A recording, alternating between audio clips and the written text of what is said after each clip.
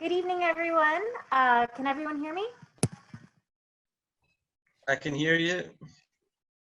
Hi. I certainly can. Well, we are. Right. So we're going to get started. Thank you so much for joining us today. At the moment, we have 194 participants on this Zoom webinar, which is very exciting considering that it's not necessarily the hour to be drinking in everyone's part of the world, but we're very honored to have you join us, and we're extremely honored to have Miho Imada joining us tonight. So I just wanted to introduce myself, and then we will go around with the panelists on this call and we'll introduce ourselves. I'm Monica Samuels.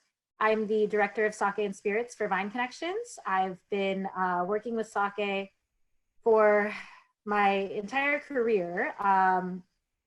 I'm half Japanese and I spent a lot of my childhood in Japan, and I love drinking, and I was exposed to a lot of sake growing up. My grandfather worked in a sake brewery after he was discharged from World War II. And since my parents don't drink, it was the only alcohol that I was really exposed to a lot. And being able to be a cheerleader for this category that really doesn't get enough recognition is just really fulfilling in so many ways. And I've gotten to work with some really inspiring people, some of who are joining me on this panel tonight. And excited to kick off this webinar series with Miho Imada. She's someone who has been a hero and mentor of mine in many ways, and I'll let John Gauntner introduce her and talk a little more about her. I will be moderating the panel tonight. I don't know, I think most of you have probably used Zoom at this point, but this might be your first Zoom webinar. So at the bottom of your screen where the chat function is, there's a Q&A function on the left. And we did ask for questions to be submitted in advance of the webinar so we could make sure to get to everyone's questions. But I'm sure throughout the discussion, there might be some questions that arise. So please feel free to put them in the Q&A, and I will direct them towards Miho as we have time for. And we will be tasting 3 sakes tonight. And John and I will be discussing the aroma and flavor, and we'll be hearing a lot from Miho-san and her brewer, Andy Russell, who's also on the call. So I don't want to get too much into everyone's introduction. So before I pass it to John, just one last thing I wanted to say. We will be recording this webinar and we will have it available on our website. So if you do feel like you wish your staff could have participated tonight, or some Fukucho fans, or some people that you would like to become Fukucho fans, that you'd like to see some parts of this, it will be available at vineconnections.com. So I will turn it over to John and we'll get our introductions going, and then we'll get started. Great. Good evening or good morning, depending where you are, everyone. My name is John Gauntner.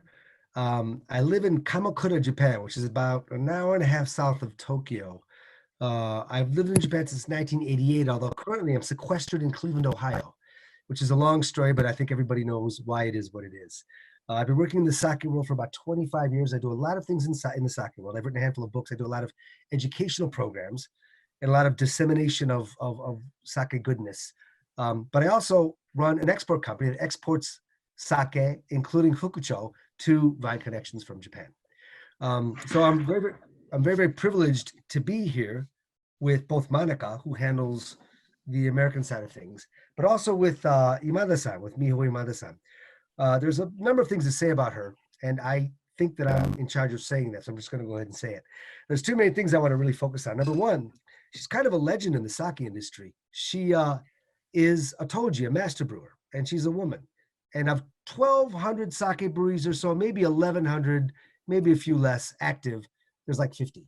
She's like one of 50 out of 1,000 or more. Furthermore, she's the president of the company. And there's very few women presidents on top of that. Beyond all of that, there's very few people that are both the master brewer and the president. It's superhuman for anybody to do it. So she's broken many, many barriers, and she's just superhuman in what she's accomplished. That's just her work scale. I've known her probably 25 years, better for 20, but I've been following her sake the whole time. And she initially did a baton touch from the previous Toji. And I've been tasting her sake the whole time. And there's a number of things I could say. Number one, she's extremely skilled technically in what she's doing. She's very bold, but she's also extremely confident in what she does. And she's always been a risk taker. I guess in her sake, I've seen her make a lot of different styles of sake. A lot of them were variations on aromas, a lot of yeast, not experiments, but going out on limbs and things like that. And for a number of years, she had a very wide range of sake. But over the past, I would say 10 or 15 years, she's really, really found her groove, her shitosuji in Japanese, the one thing that she knows she wants to be, that's the main trunk of everything she does.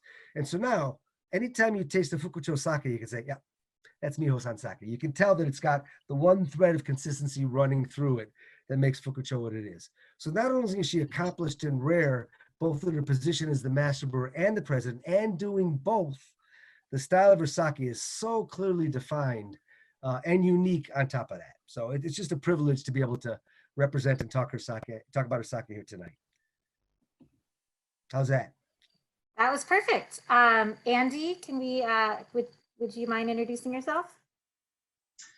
Sure, yeah. My name's Andrew Ross. I'm originally from the UK, but I split my time now between Hiroshima and Ako in Hyogo Prefecture. I've been a brewer for the last 4 years. This year or the last season, I was lucky enough to come on board with Imada-san and brew Fukucho. So yeah, it's just been an incredible experience. As John has just said, the Imada-san's credentials are extremely well known in the sake industry. So it's been fantastic to get experience working with a Toji with nearly 30 years experience brewing. Amazing. Well, I think we will get started. So if we can go ahead to the second slide. So the way that I kind of envisioned the evening going is that we would be drinking and talking together a little bit. And so we'll be starting with tasting the Moon on the Water. And so for those of you who are tasting with us, John, maybe we can just start talking about the sake and what makes it special, and then we can give some context to that. So the first sake that we're drinking, which you see a bottle shot of on the screen here, is the Moon on the Water. It's a Jimai Ginjo made with Yamana Nishiki rice, milled to 55%, and a Hiroshima yeast that is a little more of a high aroma yeast. And I think that there's a lot about, as we talk about this region and what makes it so special, and we talk about kind of the characteristics of Yamana Nishiki, I think this is a really great textbook example of both of those. For me, the sake just jumps out of the glass. This is one of those sakes that, like you were saying, there's something that's so undeniably Fukucho about her sakes, and this to me is the flagship. I get so much. It's really, I think, unique to be able to find these very, very distinctly Ginjo style aromas of the pineapple and anise seed, but still to have a sake that has so much backbone despite the soft, gentle quality of it. Yeah, to me, it's got a bunch of ripe apple and a little bit of licorice and anise in the nose, just a bit. But to me, overall, if I were to describe the flavor profile in one word, I would just say juicy. You can just bite into it. It's crisp. If I were asked to be a little bit more descriptive, I would say a balance of umami and acidity gives it that ripe, full, juicy crispness to it. And that's, again, like you said, it's very, very flagship in terms of what sake is all about. The acidity is very bright, especially at the end. And I think that does a lot for the potential with a very wide range of food pairing for sure. So I think this is a great sake to learn about all of those things. I mean, Yamana Nishiki is a rice that's known for being very soft and full and generous in its texture, which I think you really get here. There's a sweetness, a rice sweetness to me that tastes like Yamana Nishiki. We'll talk about why Hiroshima, especially Akitsu, is so specific to Ginjo. I believe, Andy, correct me if I'm wrong, I'm pretty sure this is just one time pasteurized in bottle, which I think you can taste how energetic and vibrant and juicy, like John said, it is in the glass.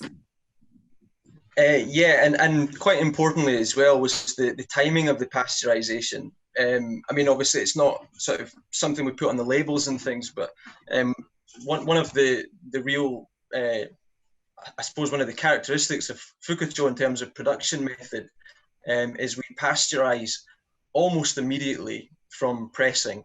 The whole thing happens very, very quickly. Like John, I would always sort of say that Fukucho sake is very juicy sake.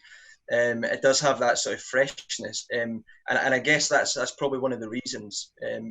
Everything happens very, very fast, the pasteurization, so kind of lock in the freshness. So Andy, technically speaking, as I understand it, a Namazake, an unpasteurized sake, will mature much more quickly than a pasteurized sake. So by pasteurizing it soon, you kind of you lock in the youth. Is it okay to say that? Would you agree with that? Yeah, definitely. I mean, obviously, Namazaki, obviously, depending on how you store it, can either change, at a very, very slow pace, or it can change at a very, very aggressive pace. So I think that's obviously one of the reasons why we've taken that. I mean, to kind of talk you through the production process, most of the time people will press, it will sit in a tank for a certain amount of time.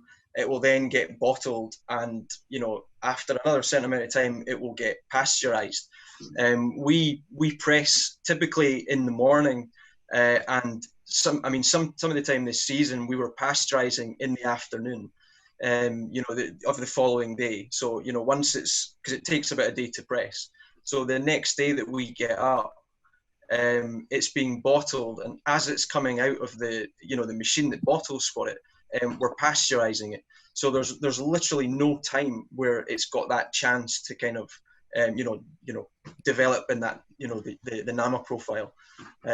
It's something that was different from my last brewery. So yeah, it's something that I noticed immediately when I started at Fukucho. So to me, that's almost maniacal. In other words, you pasteurize on the way to the bottle within 24 hours of having been pressed. Is that correct? Yeah, so that's our kind of workflow. Is once it's been pressed, it's tanked. It's not technically jikagumi, but it's as close to that. And yeah, we're bottling, and then as it's coming off the bottling line, we have quite it's quite a sophisticated way of doing the pasteurization. I won't go into it, but it's a very clever way that I've yet to see done elsewhere in terms of how we cool it down. They call it binkan cure. So it's like high temperature, then very, very quickly cool down. So yeah, there's not much time for it to to develop. The freshness is locked in almost immediately. So in other words, you get it to the temperatures high enough to stabilize it, but you don't leave it there very long, almost no time at all. Cool it down quickly, so it's stable, but the freshness is maintained. Yeah, the cooling down method's really interesting. I don't know if this is boring or not, but for a brewer geek like me, it was very interesting to see. But we use a shower system that cools it down. So some people rely on putting the hot water, they then pump cold water into it, and it actually takes quite a long time for the temperature to change. We're lifting it out of the water that's heated it up, and then we're giving it a shower basically. So obviously some of that's to do with safety, because you don't want the bottles to crack because they're extremely hot. And then you lift them out in winter, and the sudden change in temperature, you've got a risk of the bottles breaking. So we use a shower system. So in one way it's gradual, but it's really effective in cooling them down quickly. And that's also very important for pasteurization as well. If it stays warm for a long, long time, then there's a chance that the profile of the sake is actually going to change. That's why the ideal scenario is gradually warmed and then quickly cooled down. Thank you very much for that. I think that the way that we learn about pasteurization is very simplified in terms of one time or two times, and coil pasteurization, tank pasteurization, or bottle pasteurization, and heat exchange or shower. And so that more intricate understanding of the decisions that you make as a brewer and what leads to preserving that freshness and energy in the bottle is super interesting. And I'm sure you can see in the chat here, people, that's why everyone's here. So I think this would be a great time to address some questions that we've gotten. I think people would love to hear Miho-san's voice. I just want to make sure that everyone can see Miho's camera, because I just got a comment that someone couldn't see her on screen and was wondering if she was going to show up. She's here. She's so please scroll through. We have a question from Mr. Greg Beck on what is a food pairing that you've recently discovered to be great with one of the 3 Fukucho sake that we're tasting. And so we'll go with this one. 美穂さん、1番目の質問からいきますけれども、水月と組み合わせについておすすめありますか？ですね、香りがあるお酒なので、山田錦だから割と味わいもあるので、割と合わせやすいと思うんですよ。果物、例えば、果物のソースを使ったお料理とか、ドレッシングを使ったものとかでもいいですし、魚介類はもちろん美味しいし、割と幅広く合わせることができるお酒だと思います。この3本の中だと。はい。So of the 3 sake she's got here, she thinks it's probably the one that has the most flexibility or adaptability to pairing with a wide range of stuff. In particular, so you've got aromas that are fairly prominent with the yeast, and also flavor that's fairly prominent because of the choice of the rice, which is Yamada Nishiki. But a fruit-based sauce or a fruit-based dressing would be really good. And of course, any kind of fish and seafood would be a very, very natural pairing with the sake like this. Yes. So we have 2 questions that I'm gonna address really quickly because I think we have a little bit of time. 今田さん、今ちょうど入ってきた質問2つ答えてもらいたいんですけれども、まずジムさんから女性の杜氏さんの数を聞くとなんか30人から50人ぐらいといろいろ返事聞きますけれども、はっきり何人今いるか分かってますか？分かってないです。カウントした人いないの。So, Jim had a question. Oh, sorry. Jim had a question about, I just wanted to really fast about how many female Tojis there are in Japan. And we hear like 30 to 50. And Miho-san said, I don't know if anyone's actually taken the time to do a precise count.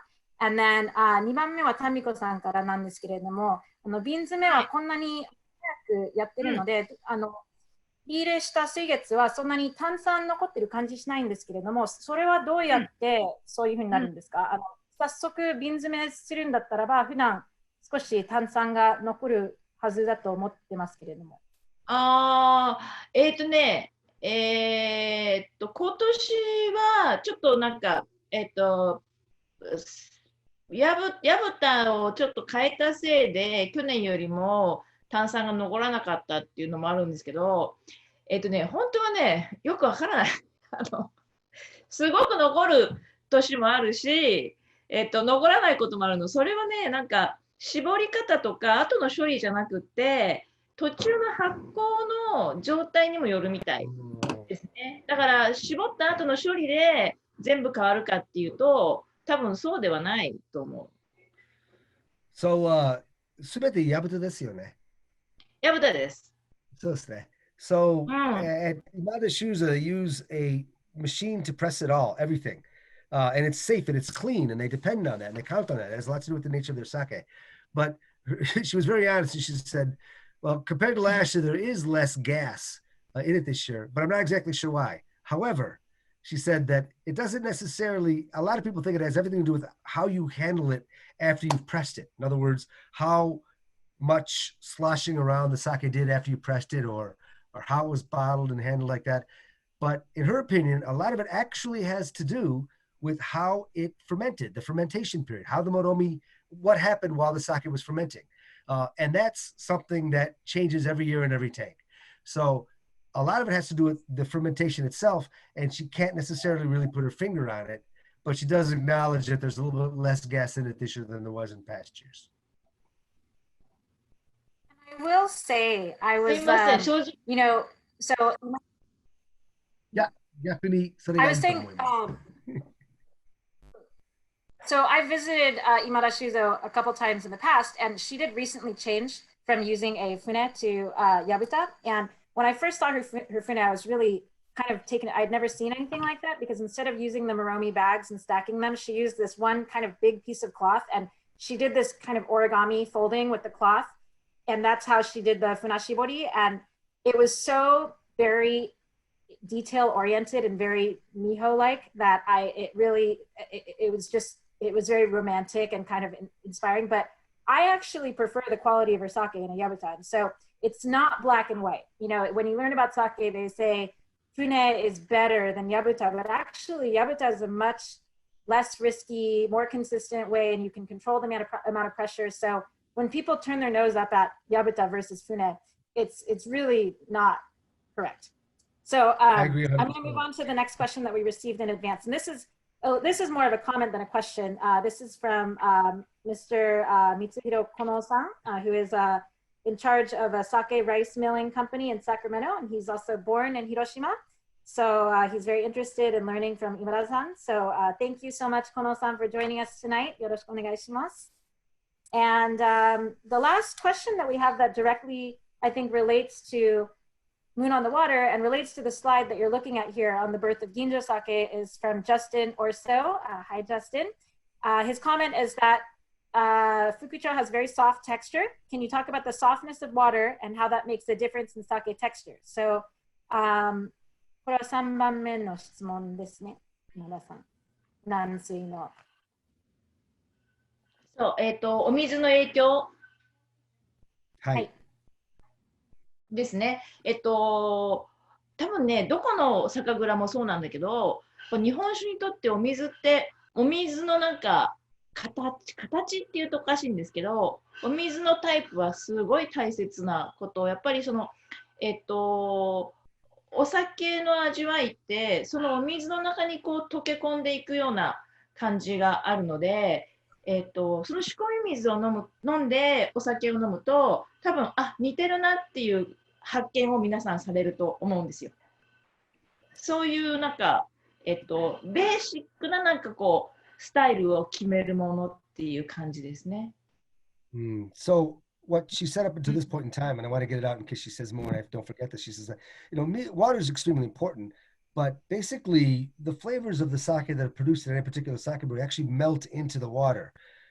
So if most people were to taste the water at a brewery and then taste the sake made with the water, they would say, yeah, I can see how the sake was made with this water. So there's a very basic fundamental connection in that sense between the water used in sake brewing and the resulting sake. と言っても、軟水だから柔らかい口当たりと言い切れるんですか？それだけではないですね。で、ただ、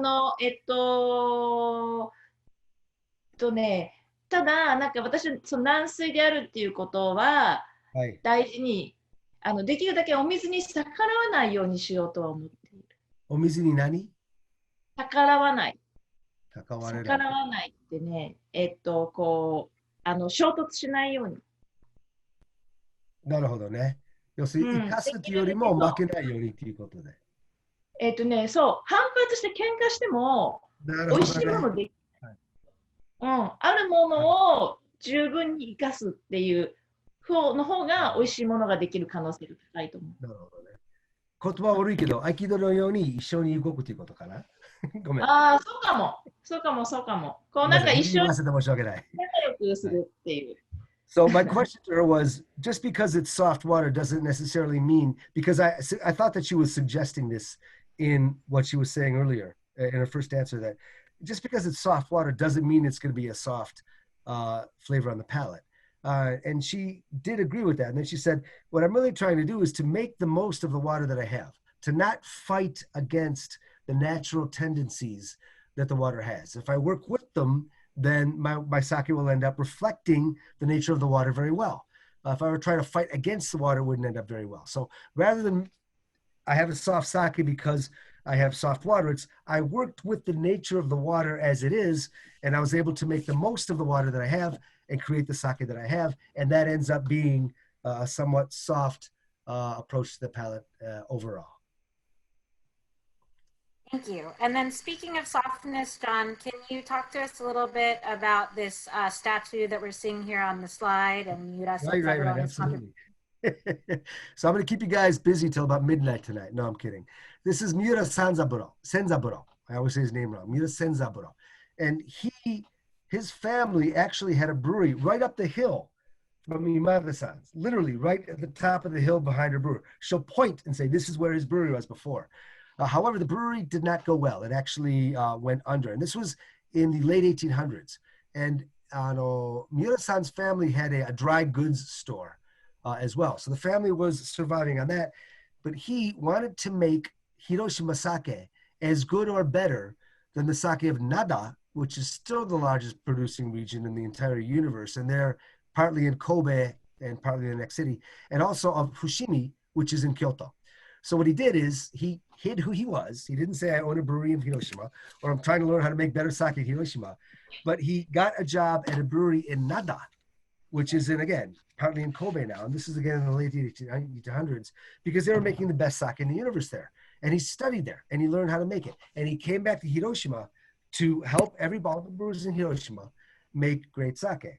Unfortunately, what he didn't realize at the time was that Nada had relatively hard water, whereas the water of most of Hiroshima is very soft. And it didn't work out. He used hard water brewing techniques and the sake didn't come out very well.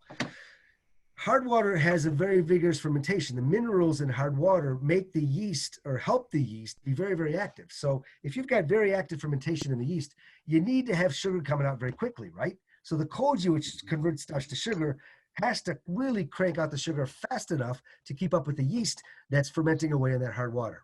And that's just not the way Hiroshima water is. It's soft. It's much more lackadaisical, lower mineral content. So the yeast is much more mellow. The yeast does not ferment as actively. So if you have Koji made the way they make it in Nada, where they have hard water, that Koji is cranking out the sugar very fast, but the soft water will not allow the yeast to keep up with that. So he failed the first time he came back. But what it did let him do was learn the difference between hard water and soft water and the effects on how sake would ferment. And he changed it. He went and he worked around all the breweries of Hiroshima. And he says, all right, we have to change this. We have to make the Koji differently. The Koji needs to be younger. The Koji needs to be not so aggressive, because it will keep up with our more lackadaisical fermentation because of the water that we have, because of the low mineral soft water that we have. And it worked.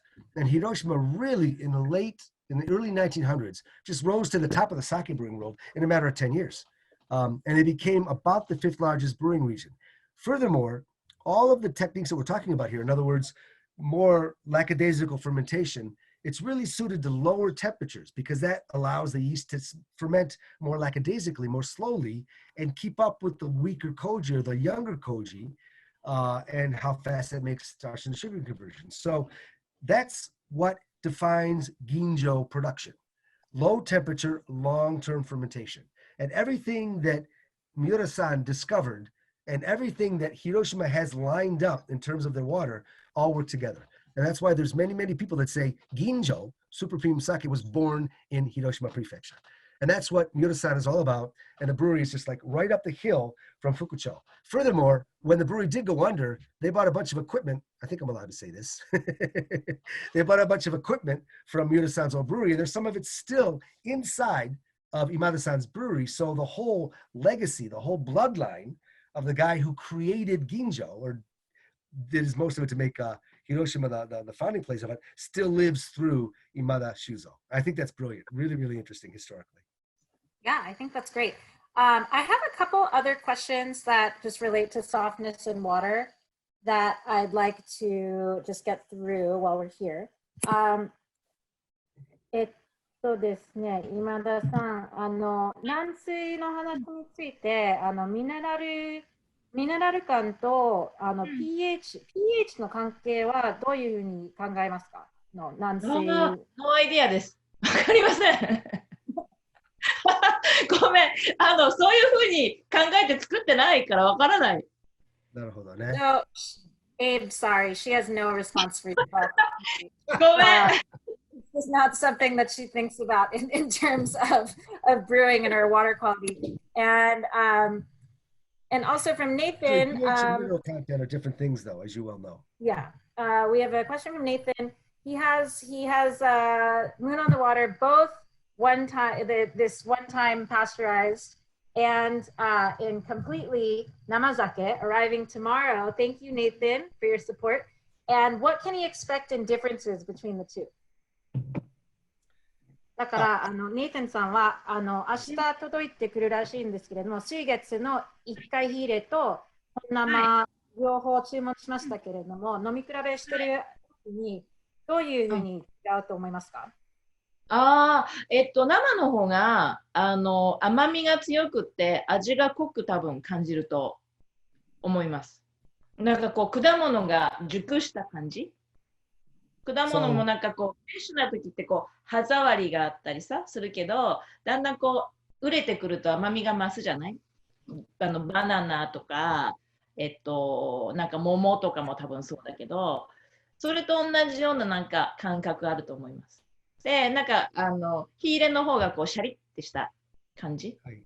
はい。うん。So her answer was that the namazake, I can't read my own notes, that ain't good. It's going to be much fresher and fuller. There's going to be a lot more umami, a lot more peach and banana. I actually cannot read my own notes. She said so many things so fast I can't read them. So I think she was kind of talking about how the nama is a little more expansive, and there's going to be,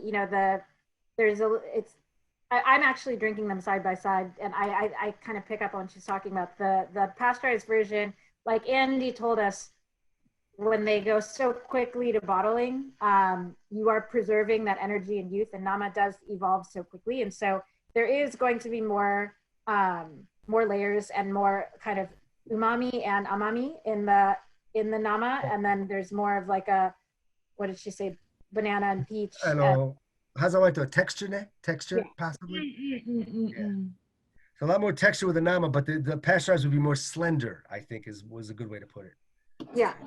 Right. Okay, so we're going to move on to the next sake just to keep this moving, and we'll come back to more questions later. So I think we have a slide next to just show you how beautiful where Fukucho is located is. I mean, I think that Hiroshima is a very big prefecture, and if you go to Saijo and you kind of see the sake culture there, and then you see what Imada-san has in Akitu, it's very different, and the Seto Inner Island Sea is something that really influences her. I know the concept of terroir and regionality in sake is very controversial, and we have a lot of opinions on that here, but I think that it can be something that really plays a big part into the philosophy of the producer and what the producer chooses to expose in their sake and the choices that they make in their sake making. And so it's hard to talk to Imada-san about her sake without really doing a deep dive into Akitsu, learning about these gifts of the Seto Inner Island Sea and not only the lemons, but the different types of seafood that this particular body of water is so abundant for, and having this very unique area where you can say that there's a little bit of maritime influence on our sake, but our water is so soft and there's none of this ocean sea salinity in our sake. So going to the next slide, the next sake that we're going to taste is the Fukucho Forgotten Fortune, if you are tasting along with us. And we have a bottle shot here. And this sake is very much a labor of love for Imada-san. I think that a lot of you guys on this call are very either sake brewers or sake importers, distributors, and extremely knowledgeable. And so I think many people here have had a lot of experiences with different heirloom rice, but this is still a very unique story, in my opinion. And it also really speaks to Imada-san, Miho-san's determination to represent her region, as well as making great sake, and being this powerful female who's kind of a role model for so many people. So I'll just introduce it if it's okay, just to save a little bit of time, and then we can get into the questions. So Hattanso is a rice that was extinct in Japan for over 100 years, and it was a heirloom rice that was indigenous to Hiroshima. And Miho-san was the first generation in her family to, as John mentioned, not only be the owner of the brewery, but also take over the work of the Toji and the brewmaster. And they had access to really wonderful rice to make daiginjo, but at that point, there really wasn't sake rice being grown in Hiroshima that was thought of as the best candidate for daiginjo. And she had heard a lot about this rice, hattanso, because there were hybrids of that rice, like hattan and hattanishiki, that were still very much in use. And when a rice becomes extinct, and you can see why it became extinct if you look at this picture, the hattanso stalks of rice grow so much taller, and they're so much heavier in weight than the other stalks of rice. And so, when something requires such low yield farming and so much more skill in farming to keep alive, these species can become extinct. And so there are these regional seed banks in Japan, and Miho-san told me that there were 5 seeds remaining of hattanso, and no one had used this rice in over 100 years. And so she asked to have these seeds, and she had to commit to this land and commission these farmers to grow this rice, and no one else was going to use it. I mean, it sounded like a crazy idea. No one alive could even tell her if it was worth reviving. And it's been really interesting to see the evolution of the sake. It gets better with every year. And John and I were talking about this a little bit earlier, and I fell in love with that story when she told me about the sake, and it really made me want to promote it. But I've fallen in love with the sake itself as well as it continues to change. And I think it's an interesting one to taste, because I talked a little bit with Moon on the Water how Yamada Nishiki is known for being a soft, generous type of rice that gives you this kind of full, slightly sweet quality, and the brewer can really determine what kind of sake to make with Yamada Nishiki.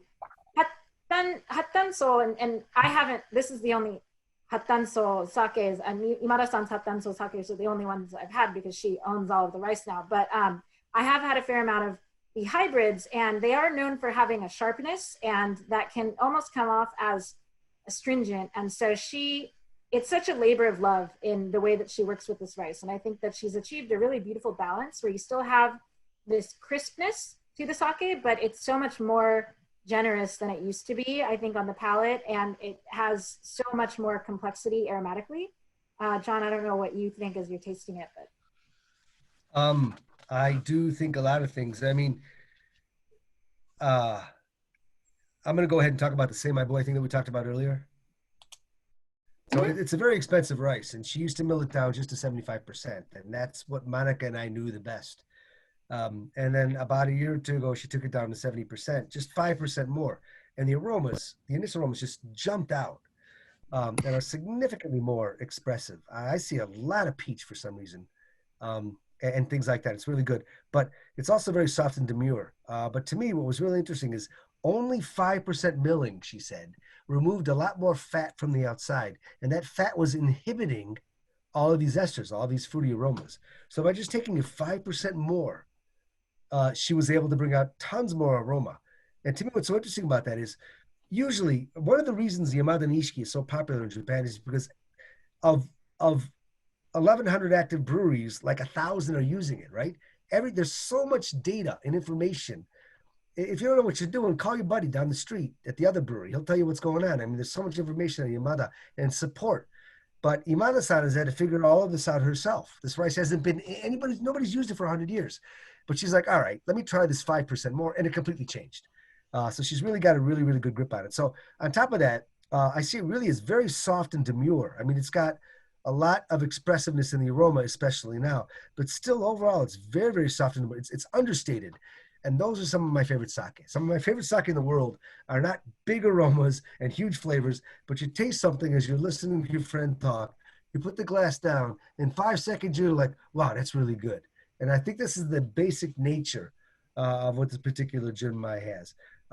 It still has a lot of pairing potentials, but simple things. I mean, scallops, yudofu, which not too many people, dashi, the very traditional flavor of dashi coming through, to me, is just an outstanding pairing. So if you like to work with Japanese food, anything where dashi dominates or expresses the main core of the flavor is going to be really, really good with the sake. There are about 8,000 more things that I wanted to say, but yeah, no, I agree. And I think with descriptors, it's definitely not that lush ginjo fruit that you get on the Moon on the Water. It's much more like lime and green apple and very grassy. Yeah. I find that it's really nice with vinegary dishes, and I think that, it's very hard to have a salad or have a salad with a vinaigrette and be inspired to drink a wine. There are wines that work with all kinds of vegetables, but I think that this is one of my favorite pairings with Forgotten Fortune that Miho-san introduced me to is tomatoes, especially like summer tomatoes. Wow. And especially with a vinegar dressing, and it's just such a beautiful lifted pairing. Yes. I worked hard to not worked hard. I didn't have to work that hard, but I wanted to find a distinctively Western dish I thought it went well with. And I really like a cream-based pasta with crushed bacon on top of it. I thought that would go really well with this. And again, there's a 1,000 Japanese dishes that go well with it, but not everybody eats those on a daily basis outside of Japan anyway. So when I pushed myself to think about it, I came up with that, which I think is, kind of dovetails with what you're talking about as well. Absolutely. Any kind of, I think, like steamed broccoli with a sesame dressing is great with it. It's just a really great green vegetable or tomato sake. So I'm going to insert a couple questions here. So this is from Marcus. Is making koji with hattanso harder than making koji with Yamada Nishiki, or is the seimai more significant in the difficulty of making koji? So これはマーカスさんからの5番目の質問です。4そう、番じゃん。すごい専門的な質問。難しい。発炭素みたいな古いお米はすごい硬いので、麹作るのなんかすごくやっぱり難しいですね。山田錦はその中本当に麹作りやすいんですけど、それに比べるとやっぱ全然違うっていう感じですね。So her answer was that it's really, really difficult to make the comparison because Yamada Nishiki is, historically speaking, a new rice. It's only been around since 1936. But the older rices that are hundreds of years old are extremely hard. They dissolve slowly and they're very, very hard. So it's very, very difficult to make koji because you can't get the koji to grow into the center where you need it to. So something like Yamada Nishiki is a very, very soft rice. So trying to compare them is really, really difficult because they're completely different rices. And the way you can, or the ease or difficulty of making koji is just completely different. So different that you really can't compare the two of them. それ以外に追加ございますか？なくてもいいんですけれども。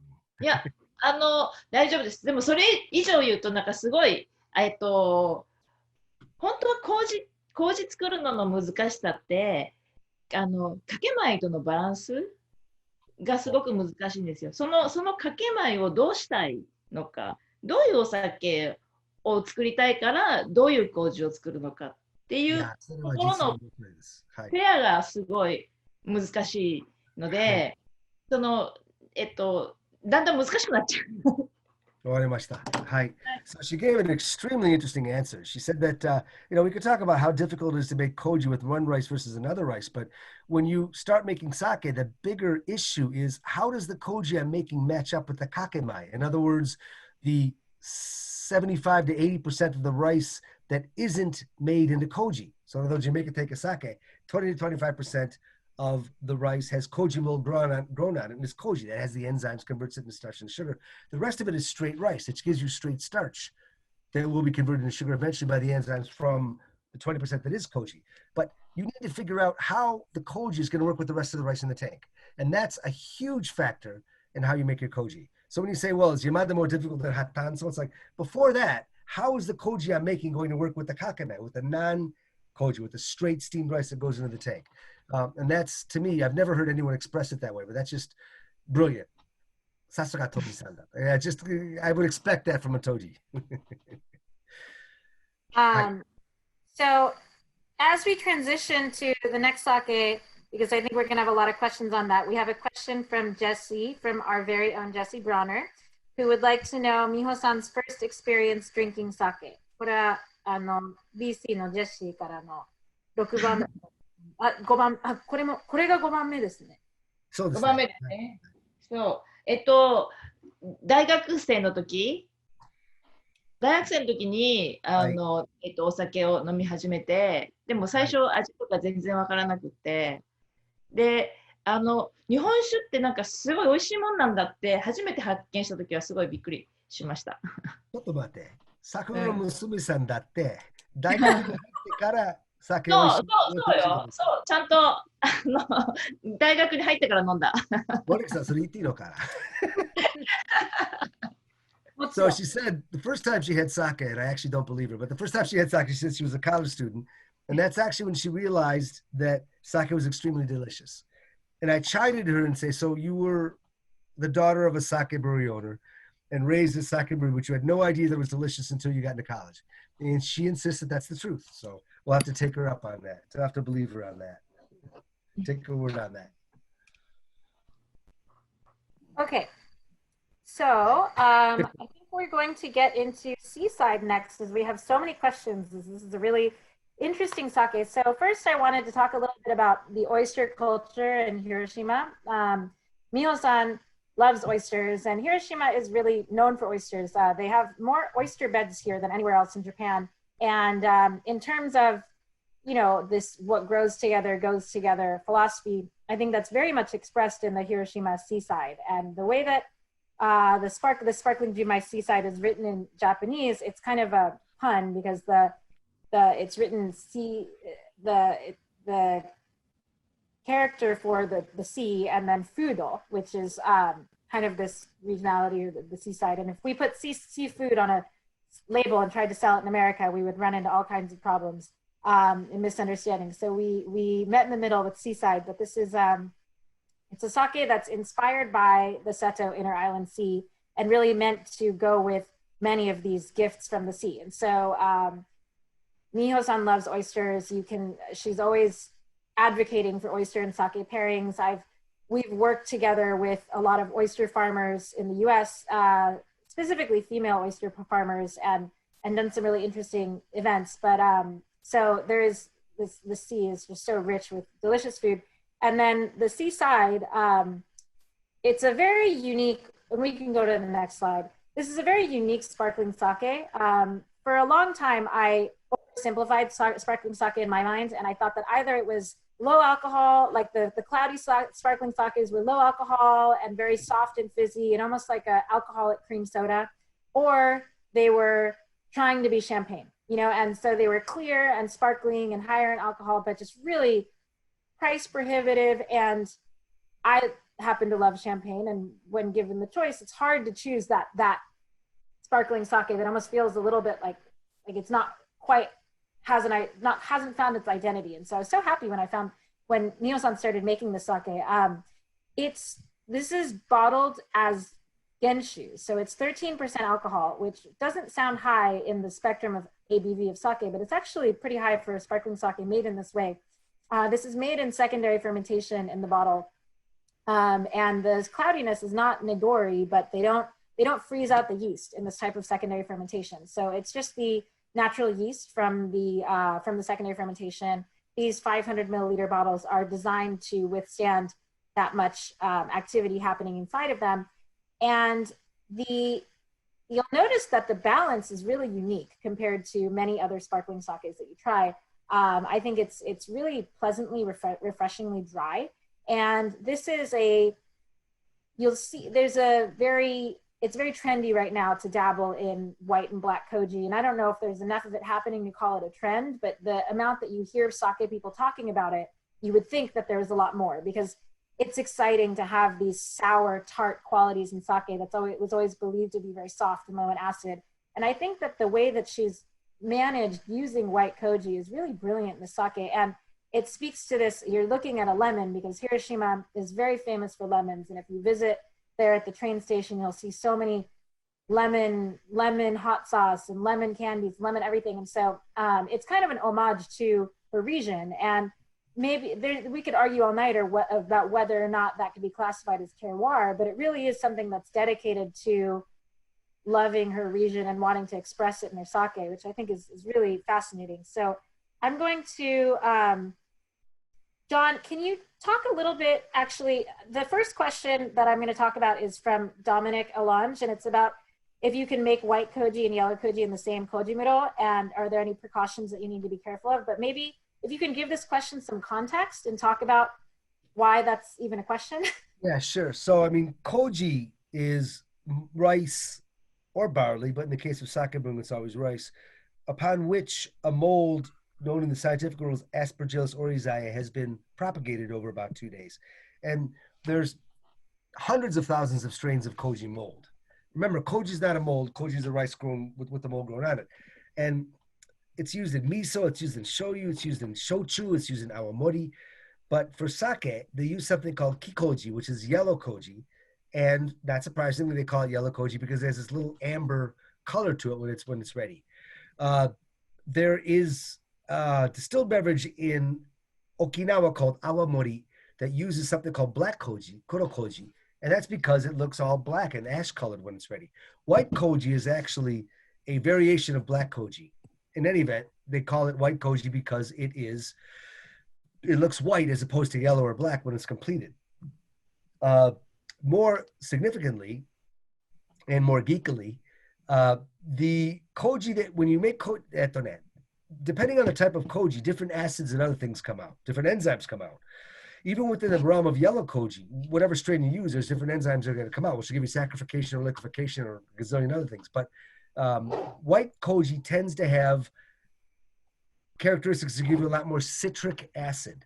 And that's not necessarily good or bad. It's just different from the way that most sake is made. That's good for places in the western or southern part of Japan because it's hotter down there. So higher citric acid will give you a safer fermentation. However, more relevantly, I lost my chain of thought, Monica. What was it you asked me to talk about? Sorry. Well, I wanted you to talk about why almost all sake brewers choose yellow koji and what white koji does. Well, I think that most brewers in the industry use yellow koji because that was much, much more prevalent in anywhere but the southwestern part of Japan. I mean, that's just what they had. That's what made sake what it was. They didn't need the citric acid that came out of the yellow, the white koji, the black koji. But getting back to the question, which is where I was going with this, is that can you make them in the same koji muro? In answer to the question, I think until 20 years ago, no sake brewery anywhere would even think about using white or black koji in their brewery. Nowhere near it, because if they contaminated the koji muro, the koji making room, all would be lost. And of course, that was the common thinking. But one or two started to do it, and I'm sure that most of the brewers that use white koji in making their brewery and making their sake only use a little bit of white koji, not all the koji, just a little bit. I think Imada-san is the same way. But they use a completely separate koji making room. However, some do not. I know some breweries that make white and yellow koji in the same koji making room. They're not afraid anymore. And I think I just hit the nail on the head. They're not afraid of the crossover anymore. They can clean up. They can do whatever they need to do. A long time ago, unthinkable. Maybe even today, most are reticent to not keep yellow koji and the other koji separate. But I think that these days, a lot more are open to it. Imada-san, kikoji to shiro koji, 同じもので作ってますか？ですね、白麹の方が弱いから、白麹を先に作る。でも、ちょっと工夫して、その白麹を作るための、ちょっと今ね、道具を作成中です。道具ってさらにうまく作れるようにっていうこと？そう、白麹だけちょっと作れるように。温度がね、全然違うので、温度計が。なるほどね。っていうか、今田修造では、同じものを作ってるけど、時期で分けるというわけ。そうですね。わかりました。So, Imada-san's answer was that they actually use the same, koji making room to make both the yellow koji and the white koji. But they separate it by time. In other words, at the beginning, they make all of their white koji, and after that, they make the yellow koji. But she also pointed out how the temperature curve at which you propagate the koji is different for yellow and white. So it's completely different. So they couldn't do them at the same time anyway. And she also added that they're developing some new tools to make their white koji even better from here on out. So that's a long-winded answer to a short question. No, I think that's a great question. I think that in the comments, we have a lot of people asking more questions about white and black koji. And so I think that everyone's very curious. So we have a question from someone named Ed Lerman. And it's, how difficult is it to get consistent level of pressure in the seaside? Have you worked with various levels to see the impact on the final sake? これはエド社長から二次発酵の質問なんですけれども、二次発酵しているときに泡のレベルをプレッシャーかけるのはどうやって決めていろいろ他のことをやってこれになったとか。ですね、なんだろう、大体今4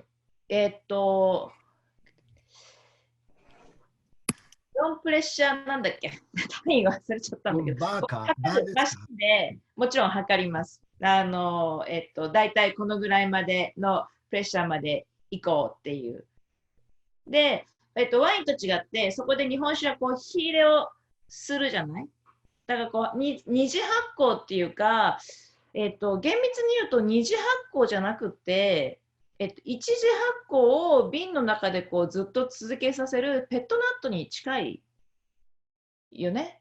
だからセカンダリーファーメンテーションって説明しちゃうけど、でもセカンダリーだと上からなんか足すとかさ、ブレンドするとか、それで発酵させるっていう感じだけど、でも多分、ワインの世界だとペットナットに近い。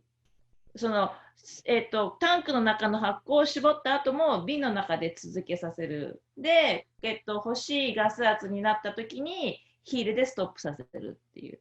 なるほどね。なんか、自然派ワインが好きな人がなかなかシーサイドも気に入ってくれるからしょっちゅう、日本酒の世界の中でペットナットっぽいってそういうふうに紹介してますけれども、正しいか正しくないか全く知らなかったから。でも正しい。そうなの。なんかワインでいうの世界でいうセカンダリーファーメンテーションとちょっと違うと思う。なるほど。Monica, you should probably take that one because you know much more about the wine aspect of what she was talking about. Are you cool with that? Yeah. So Ed's question was a little more about about how much control she has on the pressure and if there was a lot of experimentation to lead to the level of pressure. But she actually, and I'm just laughing because we have some comments in the chat about referring to this like a pet nat of sake, which is like pétillant naturel or naturally sparkling wine, which is kind of looks and the impact on your palate is not totally different to the seaside. And I was just saying that we lovingly refer to it as our answer to pet nat in the sake world. And it's just funny to know that is actually the case. Because of the pasteurization that's required in making the sake, the ways that you would apply pressure to the wine and have the bubbles retain energy, and I don't know enough to really thoroughly answer this question, aren't really possible. So it is more of a natural process where there's not as much control over the levels of pressure. Okay.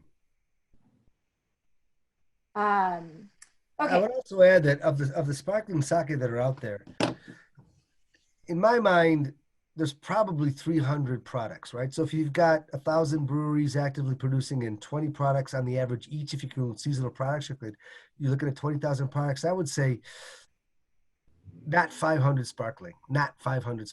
And some are doing well and some are just dabbling in it. And of those that make it regularly, I would say most are secondary fermentation. But as Imada-san pointed out, how do you actually define secondary fermentation? Strictly speaking, in the sake world, it's difficult. So I think there's various levels of secondary fermentation and various ways of getting the gas into the sake in the sake world. So I think it's very hard to pinpoint or to get a very strict definition of what everybody's doing, and much less what she's doing and how it fits in to all of the other sparkling products in Japan, which, by the way, are way, way, way, way less than 1% of all products made. And this makes this particularly even more unique, I think.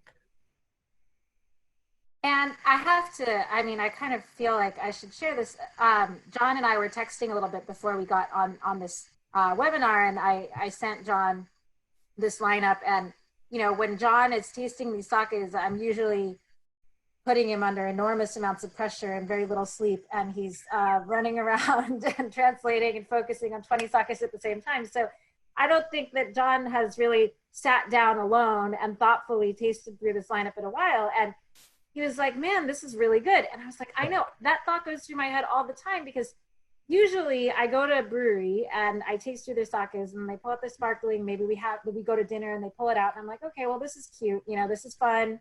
But if I was going to pick a bottle to take home with me and drink at my hotel that night, it probably wouldn't be the sparkling, just because, like John said, there's so little of it. And there's so much to love about clear sakes, but this is really broken the mold in the sake. It has.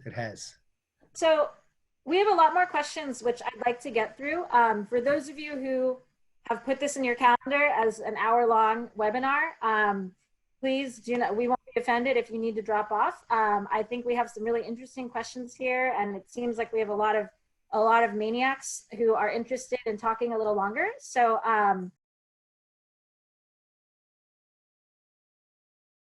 so we're gonna get started on these questions. So John, maybe if you could start by talking about Hempe and Genke. I think it's been quite people who do follow Miho-san and Andrew on social media and have probably seen a lot of this. And I think it's really exciting to talk about how Miho-san is not only just thinking about herself and promoting Hiroshima, but really contributing to the industry as it moves forward. Yeah, sure. Cut me off if I ramble, because I'm really excited. I am extremely excited about this. So I mean, if you look at sake rice milling over the history, there's so much to say. There's a company in Hiroshima called Satake, and Satake was the very first company to invent automatic rice milling machines just for eating. And as I think everyone knows, when rice is harvested, it's genmai, brown rice, and there's a lot of fat and protein around the outside. And all white rice that we eat is milled, but when we eat it, they take away about the outer 8 to 10%, I believe. When you make sake, they tend to mill it more and more and more. And until about the 1930s or 40s, they would use water wheels and grinding stones to do that. But Satake came up with machines that would mill it much further. And that's when ginjo became possible. All of a sudden, you can remove the outer at 40%, 50%, 60%, and not crack and break the rice. Cracking and breaking the rice is bad. You won't make good sake if you do that. And Satake developed these machines to do that. As time went on, brewers or researchers realized that if you look at a grain of rice, it's oblong. And the white starch center called the shinpaku in the center is also oblong. And there's much more fat around the outside than at the top and bottom. Sounds like a lot of human beings, myself included. And so when you mill rice using a normal milling machine, it takes this oblong thing and makes it round. And what that means is you take off less fat where it needs to be taken off and more on the top and bottom where it doesn't need to be taken off. And so you actually have a limit, because if you mill too far, you go into the shinpaku, the white starch center, which is very fragile.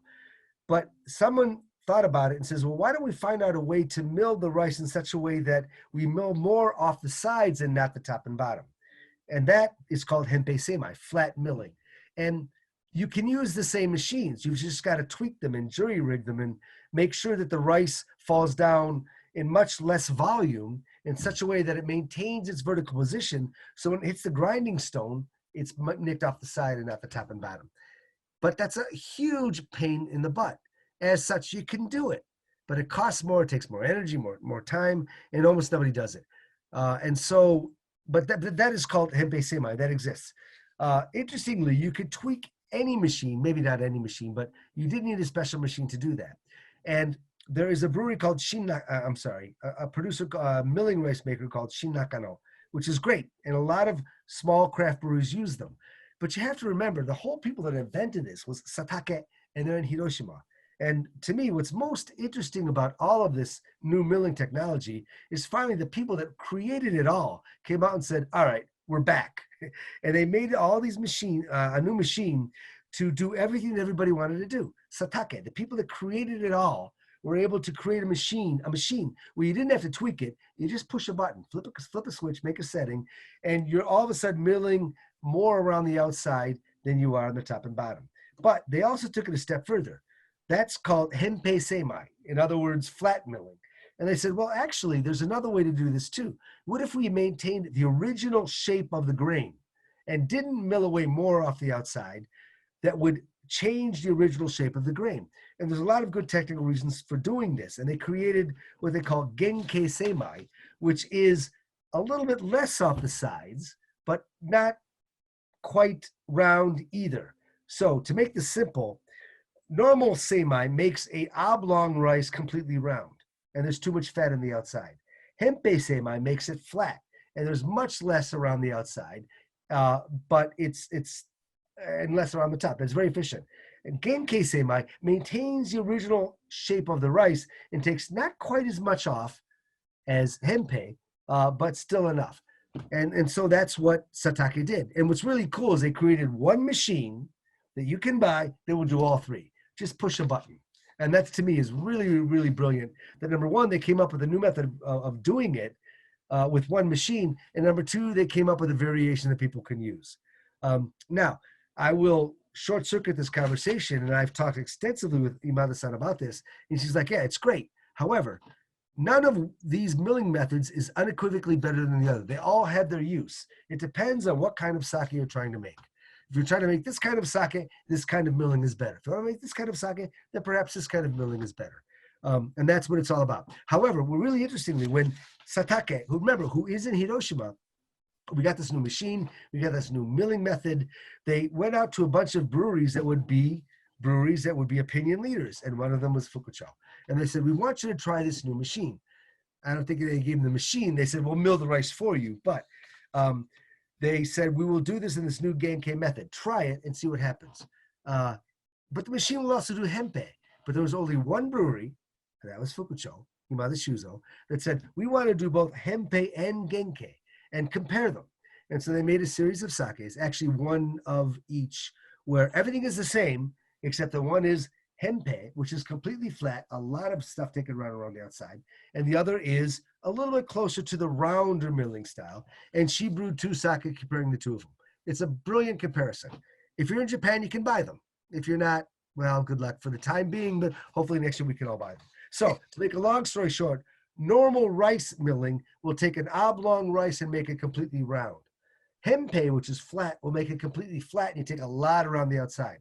Genkei will maintain the original shape of the rice, and it's between the round milling and the flat milling. And that's the long and short of it, which wasn't so short. That was beautiful.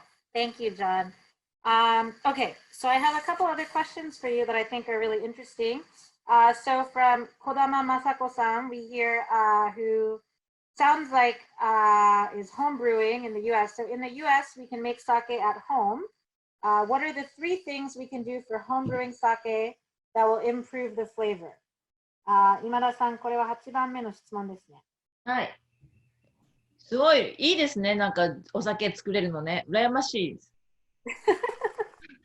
I think that's great. I really want to encourage you. I'm really, really happy that you have that opportunity to make sake at home. You can't make sake at home in Japan. It's illegal. Moving along to... そうでもお酒作る時にもできるのは、お米と水のとあと温度と水分の調節だけなので、それしかもう気をつけるところがないんですよね。だからもう温度と水分にいつもこうなんかセンサーを貼っておくのがすごい大切と思います。で、どのぐらいのなんか精度でできるのか私わからないんですけど、なんか前に聞かれた時にね、そのお米が硬くて溶けないのどうすればいいのって言って聞かれたことがあって、カリフォルニアでお酒作ってる人に。で、それはね、なんか精米してからどのぐらい経ったお米を使ってるのかっていうのもすごく大切なことで、精米した後、どんどんなんかこう白米の水分がアメリカすごく乾燥してるからこうどんどんお米が乾いちゃっていくんですよね。だからだんだん時間とともに溶けにくくなるから、そういう状態ももうそのお米の水分が今どのぐらいあるのかによって、どのぐらいお水につけるとかいうことがもう最初から変わってくるから、いつもなんか水分の量とか温度とかに気をつける。わかりやすい。いいと思う。わかりました。So basically, there's 4 things that you can work with if you're going to make sake at home. One is the rice that you get. The other is the water that you use. The third is temperature. And the fourth is the moisture of the rice through every step of the process that you go through. Basically, rice, you get what you get. And basically, water, you get what you have. So the two things that you can really control are temperature and moisture content. And so those are the two things you need to focus on. She, in particular, in her answer, focused on moisture content. She says, look, you know, Japan, you got this much humidity. In the United States, it's much more of a drier, what's the word, climate. And so, you know, you buy milled rice and by the time you get it to your house and you do this with that, it's going to have a different moisture content than she would have in a brewery. And she's always worried about the moisture content going into and coming out of every single step of the brewing process. And so if you want to have the most effect on making your sake better when you make it at home, temperature and moisture content measured at every step of the process are probably the things that you need to pay the most attention to.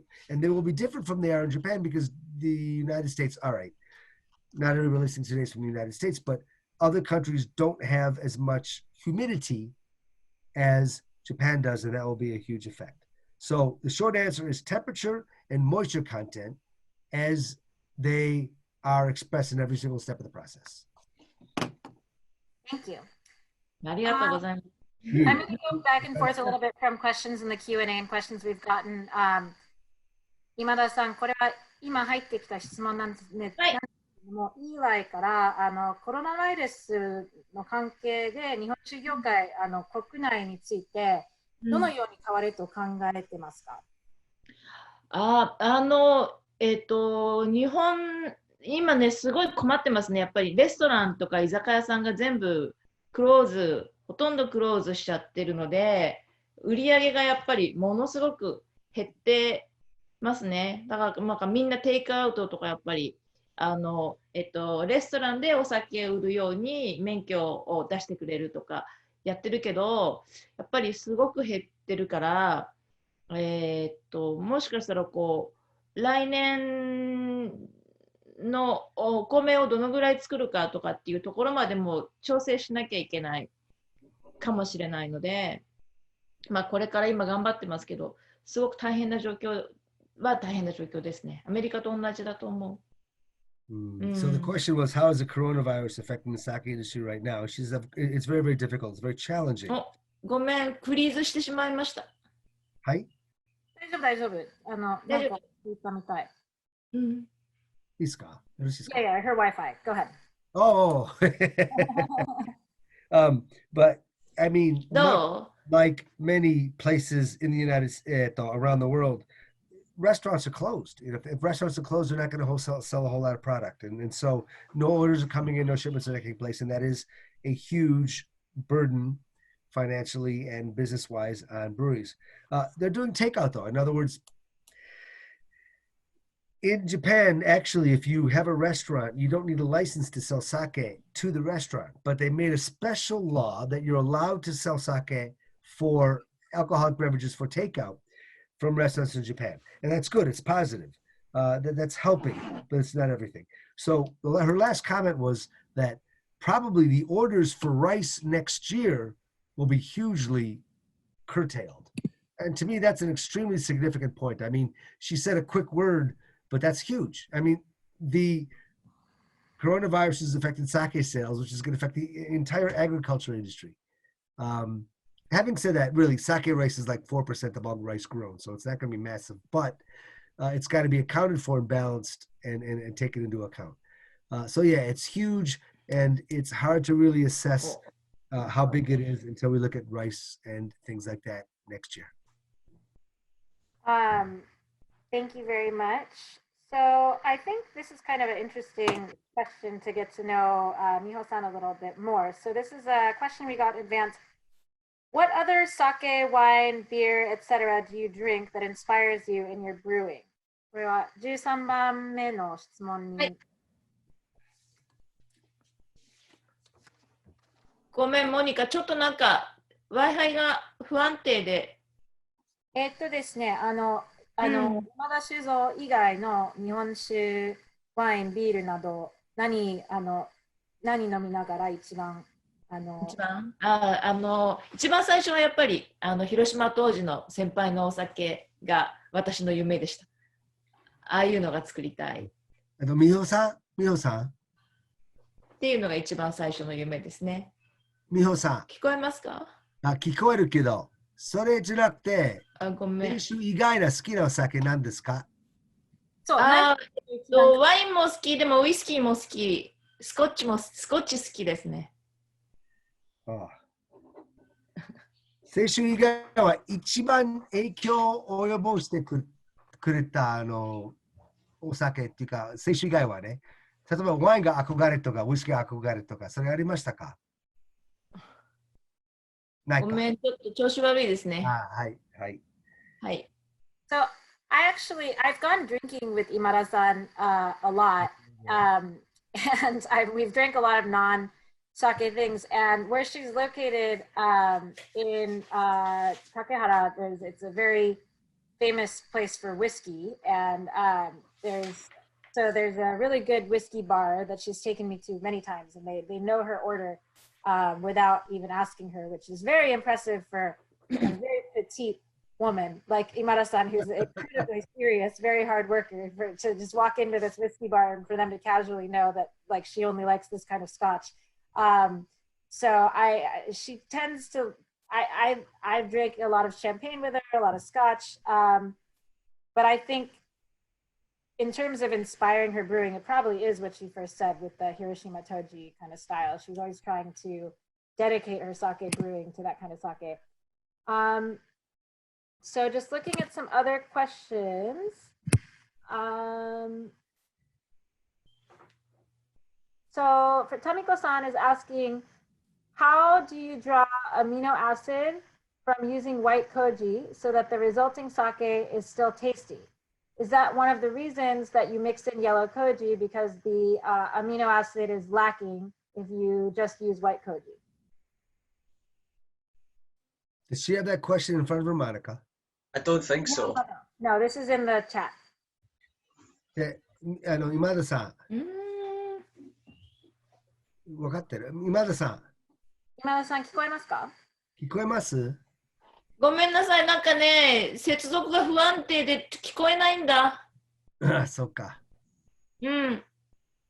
Well, I think this is Andy. Do you want to speak to that? I mean, I think this is a very good question because the way that we learn about sake and koji is that yellow koji is so great for glucose and amino acids. And while white koji gives you citric acid and interesting character, white koji alone is not going to provide necessary amino acids for giving you umami and sake. So can you, from having worked with white koji at Imada Shizo, can you speak to the philosophy or kind of the solutions that you found here? Definitely not as well as Imada can. But in terms of seafood, the amino acid is actually extremely high. It's one of the higher contents from that. The one thing I will say is I was actually told before I'm not allowed to say the production process of seafood. But there is a method that we use to do that. But effectively, if you look at the specification of it, it's incredibly sweet and incredibly high in acidity, and the two kind of balance each other out to give it its volume.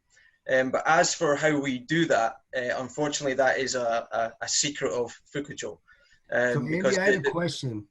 If you have to kill me if you answer it, don't tell me. But basically, what is the ratio of white to yellow koji in this? Can you tell me that? About? There's more. I can tell you one thing. There's more yellow koji than white koji. All right. So we might be able to say that the whole amino acid thing is solved by the volume of the yellow koji. Don't answer that. But that might be one possible answer to the question. Is that correct? Yes. Yeah. Put it this way, to summarize it, as much as, again, we're always been told not to talk about it because it's a very particular product. That's cool.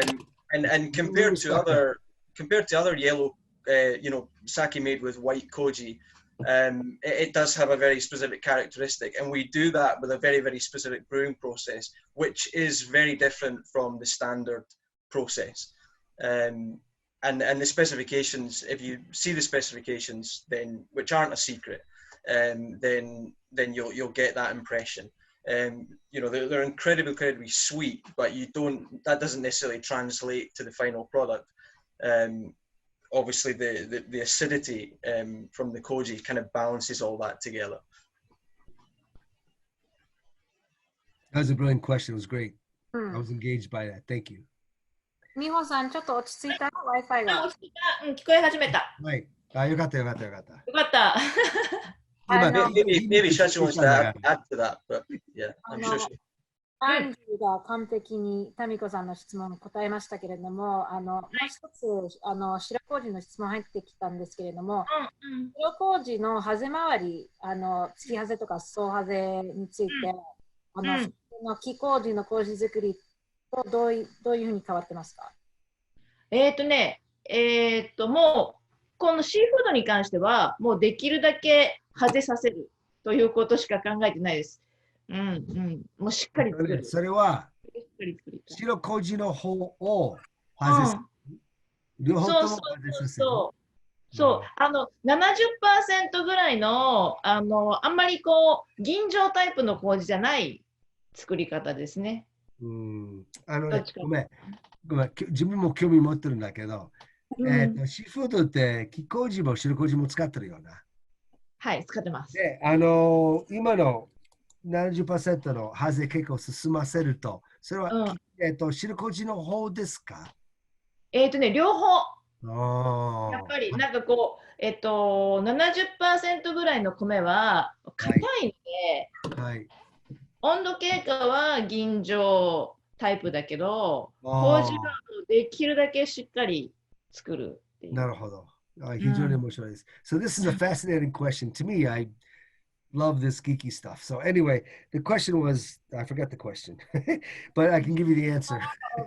So basically, she uses both white koji and yellow koji. And, how much do you let them all grow? How much do you let it progress? And there's technical terms in koji making. And Haze koji is koji where you have a very, very strong growth of the koji mold. You don't have to do it that way. You can have a restricted growth of the koji mold, which is better for you making ginjo. In any event, she said, we have to make the koji grow very fully, get a lot of enzymatic content in there. And I asked her, because I know they're mixing both yellow koji and white koji, for both or just the white or both the yellow? She said, yeah, we got to do that for both. We have to have a very strong enzymatic growth in both the yellow and the white koji when you make this product. It was fascinating, actually, to be honest with you. Thank you so much. And so we have a few more questions. I apologize. I will get to these, and we will correspond with you guys via email. I have to say that the fact that 168 people are still on this Zoom webinar after we really dove off the deep end into the Saki and ran overtime is really inspiring. I think this is it's a weird, lonely, confusing time as we try to figure out how to navigate this new normal, and for everyone to be taking this time to drink some sake or get ready to drink some sake and so earnestly have so much curiosity about Miho-san or sake is really makes us feel very just very reassured that everything's going to be okay. So I really want to thank everyone for joining us, and I really want to thank these panelists. These are some very busy, very incredibly highly respected people in the sake industry and people who I all really look up to and learn from all the time. And so I hope that, just like to invite everyone to join us in a little kanpai. And Miho-san, Andy, please hang in there and keep making amazing sake. We will keep drinking as much of it as we can get our hands on. So if everyone wants to raise a glass to the screen. Thank you so much for joining us. And once again, there was I wanted to thank a few great partners of ours who carry Fukucho around the country. You might see that there are some restaurants included here as well as retail stores because we are in a strange time now. And one of the silver linings is that restaurants are allowed to sell sake. And we have some great partners like Russell and the team at Hanyato that have worked really hard to promote this event and have sold a lot of sake and been so kind as to discount Fukucho sake for it. And Matt, I don't have a logo for you, but we're just so grateful to all of you, and we look forward to continuing to work together and being able to come by in person when all this is over. once again, this will be live. This will be recorded on the Vine Connections website. And if there are anything that you saw from this slideshow that you'd like access to, please let us know. I think you guys all know how to reach me, Monica@vineconnections.com. And yeah, thank you all for your support. We really look forward to drinking more sake with you in the future. Bye. Somebody Bye. said kanpai. Monica, was that a kanpai? Yeah. Kanpai. Bye. Bye. Thank you, everybody. Be well. Bye. Hmm.